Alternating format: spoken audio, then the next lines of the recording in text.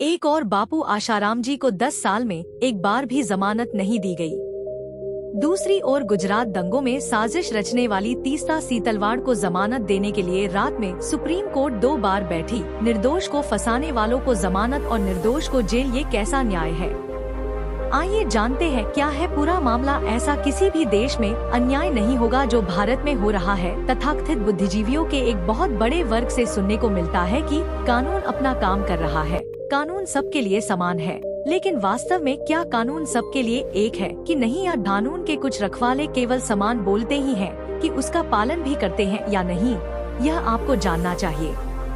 Gujarat high court ने propaganda activist Teesta Setalvad की जमानत याचिका रद्द करते हुए उन्हें तुरंत आत्मसमर्पण करने का आदेश सुनाया। हालांकि उसी दिन शाम को इसी मामले पर सुप्रीम कोर्ट बैठी और मामले को बड़े बेंच को हस्तांतरित कर दिया। रात को फिर सुनवाई हुई और तीस्ता सीतलवाड़ को 1 सप्ताह की राहत प्रदान कर दी गई। अब सुप्रीम ने इसकी अवधि भी बढ़ा दी है। अगली सुनवाई 19 जुलाई 2023 को होगी। उन पर आरोप है कि उन्होंने 2002 में हुए गुजरात दंगों में निर्दोषों को फंसाने के लिए साजिश रची और जानबूझकर झूठे सबूत पेश करवाए।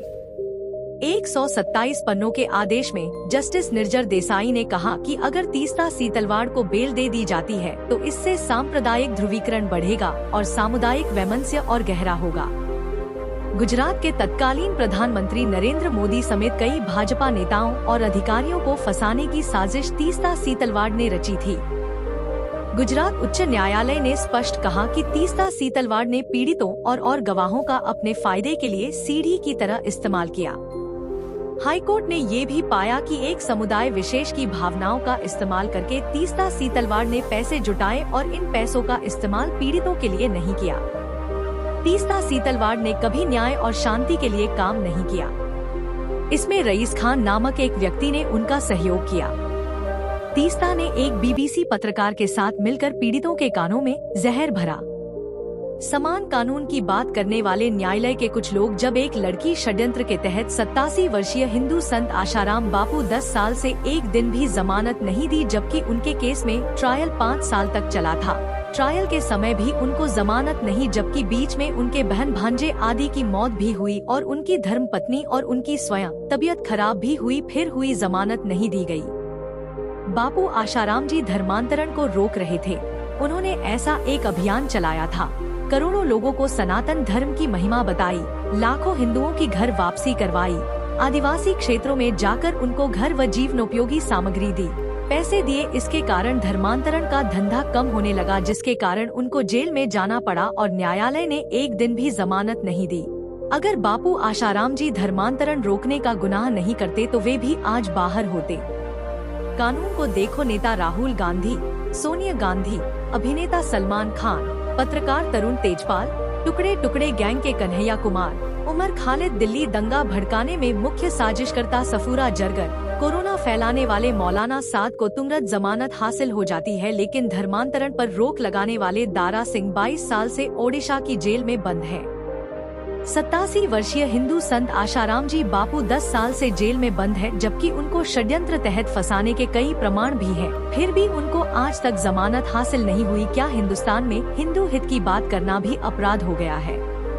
आपको बता दें कि जिस केस में हिंदू संत आशाराम जी बापू को सेशन कोर्ट ने सजा सुनाई है, लेकिन जब उनके केस पढ़ते हैं तो उसमें साफ है कि जिस समय आरोप लगाने वाली लड़की ने तथाकथित घटना बताई है, उससे तो साफ होता है कि वे उस समय अपने मित्र से फोन पर बात करती, उसकी कॉल डिटेल भी है। और आशाराम जी बापू एक कार्यक्रम में थे, वहाँ पर 50 से 60 लोग भी मौजूद थे, उन्होंने भी गवाही दी है। और मेडिकल रिपोर्ट में भी लड़की को एक खरोच तक नहीं आई है और FIR में भी बलात्कार का कोई उल्लेख नहीं है, केवल छेड़छाड़ का आरोप है।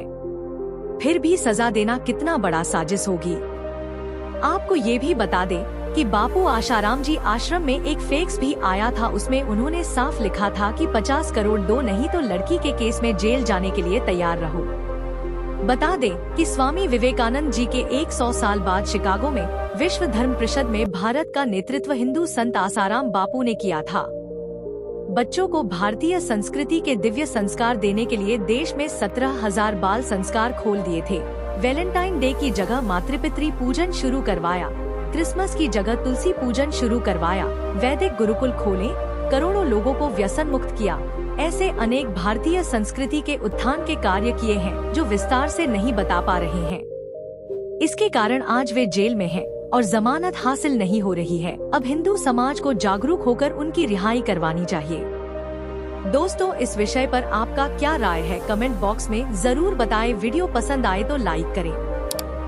आज के लिए बस इतना ही, फिर मिलेंगे अगले वीडियो में। दोस्तों धन्यवाद।